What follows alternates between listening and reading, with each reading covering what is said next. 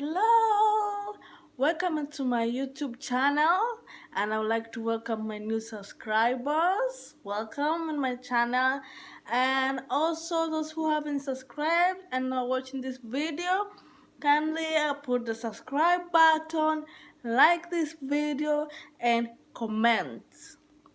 So for today, I'm gonna be talking about epidural delivery, and it's according to my experience because I have my daughter through epidural process. And I'd like first to enlighten those people who out there who listen to the fake news and they say, my friend had an epidural delivery. She was just injected once, and then she just pushed the baby, and all of a sudden the baby is out. That's not epidural, my dear.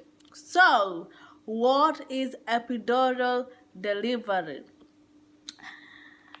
And epidural, they say, according to the scientists, they inject the anesthetic into the space of your spine nerve.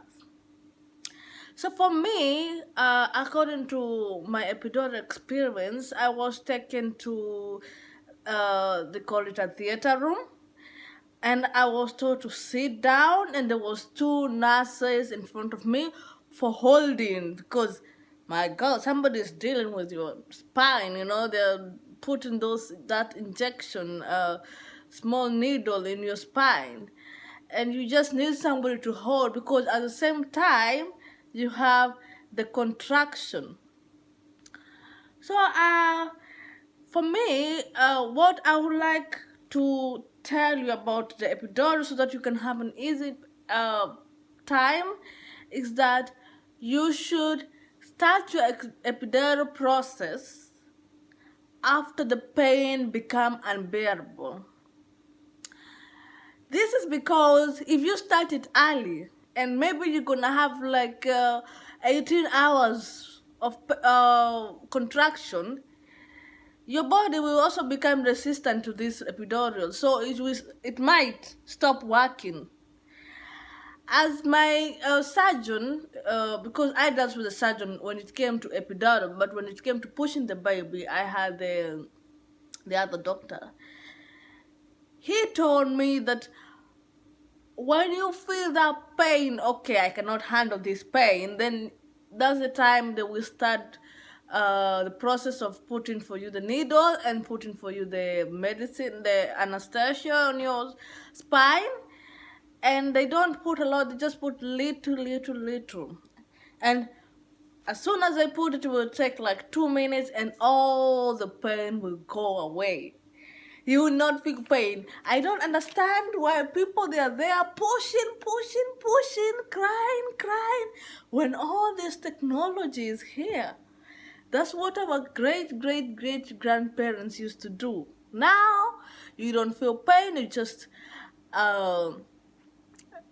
there, you don't feel the contraction, you just there waiting for the time the baby say, yeah, I want this world, mama. And then for number two, my point of number two is just know that you can be able to move. Some people will tell you, oh, when you get injected, this is just gonna be like that person in the theater, you can't move, it's just like, what do we call it, cesarean.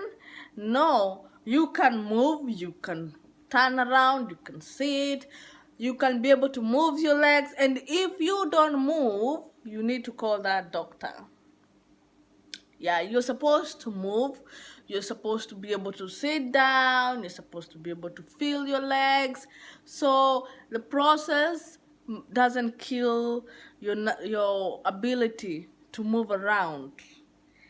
And number three, in between in between the contraction, they will refill it. It's just not one thing, like they inject you and then they don't even come back. You just don't feel pain until the baby comes out. No. They inject you, and then for me, according to my own experience, it took me like an hour for me to start feeling the contraction again, and then the surgeon comes and then put again. the anesthetic, not anesthesia. Oh my god, anesthetic medicine. So don't think that when you are injected, that's it. No.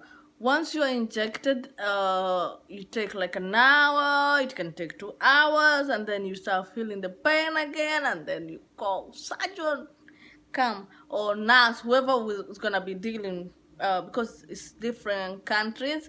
As for me, I had it in Oman, so I don't know in other countries if it's the nurse that does it or it's the doctor or whoever do it. So for my fourth, uh, for me, like, what would I have done better in this process? I feel I would have listened to the doctor when the doctor told me, when you want to push the baby, when you're pushing the baby, they should reduce the amount of the medicine they are putting for you, so that you can be able to feel some pain, so that you can be able to push. As for me, I didn't want any near pain, anything have to deal with pain. I said put full power, so I couldn't feel how I'm pushing. I didn't know if the baby is coming out or not. They're the ones that were telling me, okay, push, we can see the hair, we can see this. But I didn't feel anything. So I think if I ever have another child, because I'm going to use the epidural, of course, I will make sure that when I'm pushing the baby, I will be able to feel. So I will tell them just to reduce the amount of the medicine they are putting, so that I can be able to feel a little bit pain, not the exact pain, so that I can be able to know how, if I need to push harder or not. And then, of course, what are the advantages of epidural? Epidural. Oh, the first advantage is pain. I did not feel any pain. I was sleeping. I was sleeping. I woke up. I started chatting with my family. I started chatting with my husband because he was not allowed in. It's a Muslim country. But I was chatting. I was talking to my family. I slept for hours. I only woke up when the medicine, I started feeling contraction again, to call the nurse. Call, can you refill it? But you do not feel any pain. You do not feel any contraction pain. You do not feel anything. And you can move your legs. You can move. You can be able to turn sides. So for me, I just thought that is one of the advantages, and the main advantages. As we are told, giving birth is so painful, so painful. You're gonna do this, you're gonna feel pain, you're gonna scream until you're gonna try to cry, you're not gonna cry. No, that's old age, that's 1980s. This time, no pain. For me personally, I did not get any side effects. As I say, you will get headaches or be itchy. No, I did not get any side effects actually. And for me, they told me to drink a lot of water, so I obey that. So if you do not want to have headache after epidural, just make sure in between you're drinking water. Either your family member is bringing you some water, or the hospital, or the nurse, whatever. So for me, I was given birth in Ramadan. There was no food in the hospital, and also I did not see services of water. So hopefully, if you're there in a Muslim country, just make sure your family member just have some water there. You don't have to suffer like me. Uh, the epidural is not for everyone, because people with high blood pressure or those heart diseases, you cannot have this epidural. Make sure you tell your doctor the truth. Don't lie, because some people will lie to have this epidural, and then you can affect the baby, or you can affect yourself by fainting, which or collapsing, which affects the baby. So make sure you just tell your doctor about your other health problems. They will ask you, and if they don't ask you, volunteer the information, because it is not for everyone. And the embarrassing parts, yeah. Hey, you will lose the feeling of your bladder. So, when I mean bladder, I also mean the other part of poo. You will not feel when you want to do those type of things. You will just do it, and hopefully your nurse is as friendly as mine. So that's all about epidural. And another question is that people, they will ask, what do you need to do before you have epidural?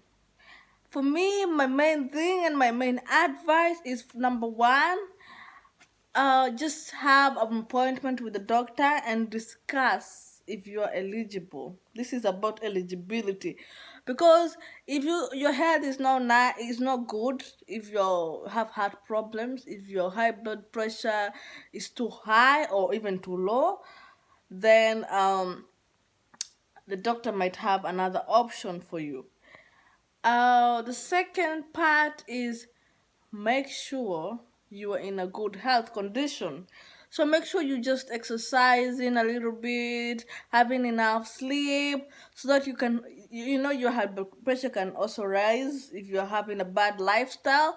So make sure you have a good lifestyle before your epidural. And hopefully those who are willing, while trying to think, can I do epidural, or should I just go and handle the pain? I am just telling you, according to my experience, I don't think you should choose the one for feeling pain, because giving birth should be something memorable. You should just be able to see that little child and just don't think, oh, this little child just made me scream like that. You just like, oh, my little princess, you just came like a princess, you just came like a prince. You didn't feel any pain, you didn't feel any pressure, and it's gonna be good for you for recovery. Actually, epidural is good for those people who tear. Women know what I mean.